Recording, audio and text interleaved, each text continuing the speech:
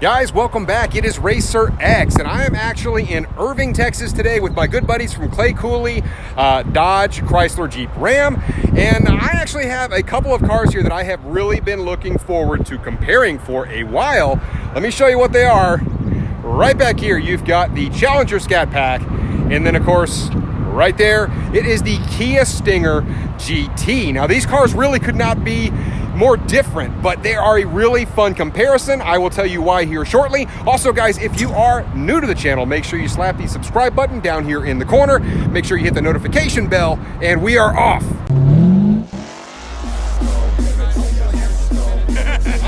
We got the 1,000 horsepower helmet.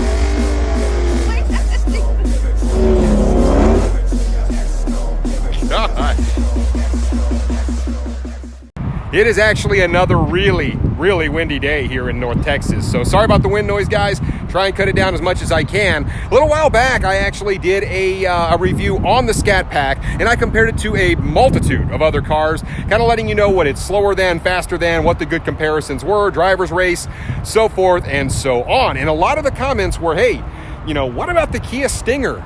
And so I thought, you know what better opportunity? Cooley has a Kia, a Chevy, and a Dodge store all right next to each other. And I was able to get both cars here right next to each other, and I want to compare them to. I do want to talk first, obviously, about the Scat Pack. This is a car that I know well. This is a car that I love. A fantastic power plant in this thing. And I'll give you a couple of the specs on this particular car before I move on to the Kia Stinger GT. So here is the business end of the Challenger Scat Pack. As we know, it does have that naturally aspirated 6.4 liter engine in it, producing 485 horsepower, 475 pound-feet of torque. That bad boy has a fair amount of low-end punch to it. I really enjoy driving these cars, as many of you guys know. It is a really solid platform. This particular one actually has the Dynamics package, meaning you get the 275 width tires like you would on a Hellcat, the bigger Brembo brakes on it. So that's another nice thing. It's got a different steering wheel on it, and that package is included on this. I do want to come around just real quick and show you what the interior of the Scat Pack looks like. It does have the Alcantara seats in it, as you can see. Really nice, comfortable seating surface. It's great for like a person that's bigger in stature. As you can see, the cockpit of the Challenger, one of the things I've always loved about the Challenger, it sort of wraps around. It is very driver-centric. And it's just an all-around solid vehicle. This car weighs about 4,250 pounds, so it's not the lightest vehicle in the world, but what a sharp-looking car. They just received this one in, so they're starting to get them in from the factory, which is great news. And let me show you what this thing stickers at. There you can see it. $54,335 is the sticker of this, and of course, when you get all the power dollars and all the other stuff that Dodge offers, probably can get a pretty solid deal on a Scat Pack right now. So let's move over to the Kia. So now as we move over to the Kia Stinger GT, first thing I want to say is I have to admit I really like this car. I actually almost bought this as my daily driver instead of the STI. This was heavy in the running. It really could not be more different than the Scat Pack. I mean, you're talking about a twin turbo V6 in this. They do have a GT line car that also has a single turbo 4-cylinder in it. This is the more powerful. You get the GT, the GT1, and the GT2. All of which have the twin turbo V6 in it. And while it's not as powerful as the Scat Pack, it has all-wheel drive. And the interior of these cars is fantastic. So what Kia actually did is they went out and got a bunch of European engineers, and they were able to come up with something like this, because Kia was kind of thought of as a company that did not produce good quality vehicles there for a really long time. So much has changed, and now you can get an outstanding quality vehicle for way less money than, say, the Germans would charge for one of their sedans. Still looks like a premium German sedan, but it is from a Korean car company. Let's go into a little more detail on the Stinger GT. So this particular trim level actually stickers right about the same as the Scat Pack. That's why I thought it would be kind of a fun comparison. But man, what a different type of vehicle. As you can see, this one comes with 225 Michelins on there, but because it is all-wheel drive, this car really plants and goes. How many Korean sedans come with 4-piston Brembo brakes on the front? And it does have the Brembos in the rear, although they're much smaller. But check out the interior of this. It is a really nice place to sit. I absolutely love the red seats in this trim, but you can see it does say GT right there. You can see it looks a lot like a luxury European sedan in here, except for that badge right there. But I mean, it is a really nice car, guys. So I just want to give you a real quick look at the interior. You can see it's got that real nice infotainment center right up top there. You've got your vents. Everything is very purposeful. Everything's put in just the right spot in this car, and it has a really nice spacious back seat, which I'll show you. There you can see. The interior of this car is beautiful. It really is sharp. It has a really nice trunk on it, which I can show you guys as well. So the trunk on this car is actually, it's actually quite similar to the size that you would get in the Scat Pack and the Challenger. So really nice little trunk on this. You can see the profile on the back of this thing. Let me go ahead and close this up here. Has a pretty nice looking profile from the back. So I'll kind of get down here and show you what that looks like. But it has a very aggressive stance to it for a four-door sedan. Let me back up and show you what this thing looks like. And I want to cover some of the other features of this car. So there is the business end of the Kia Stinger GT. As you can see, they don't want you to mistake the fact that it is a turbo. Actually, this is a twin turbo. The turbos are actually tucked right down in there. It's kind of hard to see, but they're in there. And this thing produces right about 365 horsepower, 376 pound-feet of torque, which means it's about 100 shy in terms of pound-feet of torque compared to the Scat Pack, and about 120 horsepower less. But like I mentioned, this thing does have all-wheel drive. It's pretty sophisticated, beautiful interior. It should be fun to kind of drive these two cars around and actually compare them. So now I'm actually aboard the Kia Stinger GT, and I have to admit that it's a really nice place to sit. This thing feels very luxurious to sit in. I love, obviously, the red on the inside. That's kind of one of my things, but just sort of a two-tone look of the inside of this thing.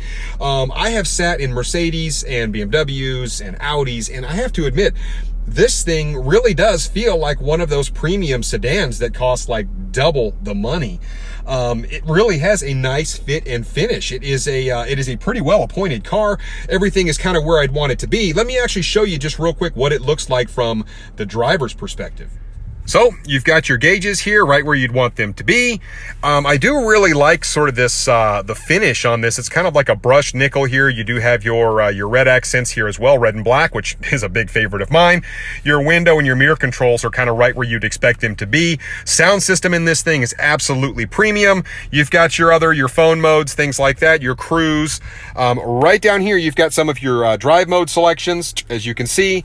It's a little bit different, a lot actually different than you would find in a muscle car like a Challenger in terms of the way you actually move. In order to put the thing in park, you've got a push button here, and then of course down to drive, up for reverse. So typically you'll put it in neutral, then hit the park button if you want to stop the car and get out. You can see your radio buttons are all kind of in a nice spot, and the infotainment center really does work well on this car. And man, it is just a really sharp place to sit. The back seats are nice in this thing. You've got some storage here in the center. I'll tell you what, let's go ahead and take this bad boy for a ride and see how it drives. Real quick, another thing that I actually like is when you're actually selecting the drive modes. I'll put you up here. So when we go to select them, you can actually see, you can switch it from sport, you've got custom. And the weird part is, you guys can't actually see this, but I can feel the seat actually tightening around me when I flip it over to sport. That is just strange. And then also I can flip this thing over to eco. As we know, I will never drive the car in eco unless I'm getting ready to run out of gas. You've got smart mode, which is pretty cool. And then of course, I'm just going to flip this back over to sport because that's just what I do. And yes, the seats are literally tightening around my body as we speak. That is pretty cool. And we are off. Driving around the Kia Stinger GT, it just feels like a really well-balanced car. It just feels like a premium German sedan would, except it's built by the Koreans. It is just such a strange thing. But I mean, it really does feel nice and buttoned down. Wow, it's got a, a pretty nice amount of low-end torque to it. The power comes on very linear, sort of just as you would expect. It's just a nice, firm power delivery in this car. It's nothing that I would say is just incredibly hair-raising, but we are legitimately getting up to speed relatively quickly here, and it feels pretty effortless from this twin-turbo V6. So this car is actually packed full of technology. You can see it when you drive it in terms of just how the car behaves, how it, the drive modes, the way that the car cuts power to the wheel if you're spinning. Also, it has lane assist, which I think is pretty cool. You're seeing that in a lot of the new Kias. Literally, if you take your hand off the wheel and it starts going out of the lane, it literally, there it goes. It literally just corrects itself, which is a really weird feeling. You have to, it's like a trust fall. So is this thing a race car? No, it's not a race car.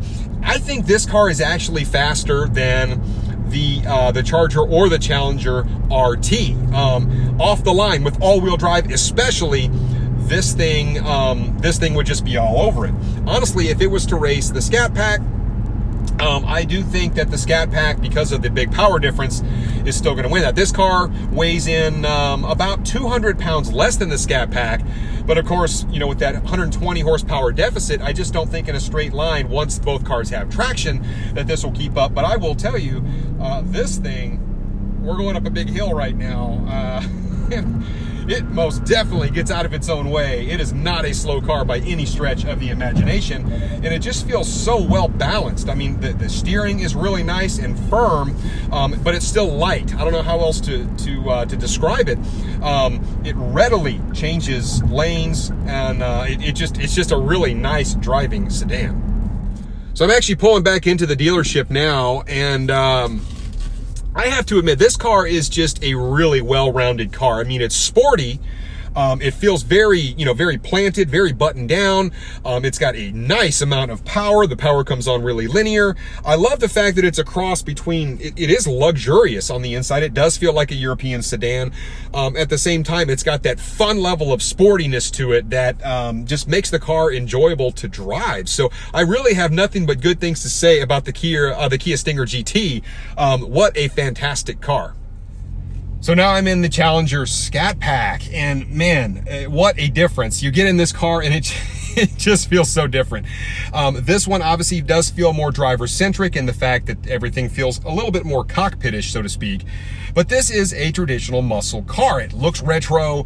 Like I said, it's just so different. I know this car has more power. I do really like the seats. I've always liked the seats in the Mopars because they are, they're just kind of big and they're comfortable and they're just a great place to sit and do business. I will say that the fit and finish of the seats is just not nearly as nice as the Kia Stinger GT is. I do like the fact that, you've got your performance pages in here and everything does feel it just feels performance oriented in here. It does not feel luxurious like the Kia Stinger GTs. It's just two different finishes and fits of these two cars. But I want to go ahead and run the Scat Pack down the road a little bit, and of course I'll give you my thoughts on that. So now I'm actually aboard the Challenger Scatpack. I'm driving it down the road, and it's pretty noticeable in terms of just the torque that this 485 horsepower 6.4 liter Hemi puts out. Man, it's obviously, it's just different. I mean, the low end punch of the Scat Pack, and I've always mentioned this, is substantial, and it just makes this car so much fun to drive on the street. Yeah, it may be not as fast as the Camaro in terms of top end, or even the Mustang GT, but in terms of down low on the street, that grunt that this thing has, man, it never gets old driving this thing. So I'm actually pulling back into the dealership now. Obviously, as we know, I'm very familiar with the Scat Pack, owning one. Man, I will admit, to me, as a true performance enthusiast, I absolutely love the grumble of the big V8. Now, obviously, you're not going to get that in the twin turbo V6, and you know what? There's nothing wrong with that because the GT is just a really nice performing sedan. It's just, there's something about that V8 grumble to me that is just addicting. I've actually got a beautiful sunset here in North Texas happening behind me, so I figure it's probably time to wrap this up, but I do want to talk quickly about where that leaves us. So obviously I've got both cars behind me here. As I mentioned, the two cars are just very, very different. The Kia Stinger GT really does just about everything well. It is fast enough to get you in a lot of trouble. It is a very linear pull on that car. It is the power just comes on really nice and smooth and strong. I absolutely love the all-wheel drive system that car comes with, because it just gets you off the line. So if you're in inclement weather, it's going to do that well. I think it would definitely outperform my Subaru WRX STI. It's a little more expensive car, as we know. So the two cars, being that they stick are the same price, I thought would just be a fun comparison in a straight line. I do think the Scat Pack is going to get this one all day long. Has a way different fit and finish and feel in it. It is a faster. It's got more punch down low. It is a traditional muscle retro type car. Very comfortable to sit in, which I think is cool about the Mopars. But then again, so is the Kia. If you want technology and just something that does everything well, that still puts a smile on your face, that Kia Stinger GT may be the one for you. If you want the retro muscle with that V8 grunt, you're going to want that Scat Pack. It was a really fun comparison between these two cars. Just about the same exact price, right around that $52, $53 mark, but they just couldn't be more different. So you kind of have to make the choice for yourself, which one is better. Let me know what you think about in the comments below. And that is it for this one. So I will catch you guys on the next one. So until then, Racer X.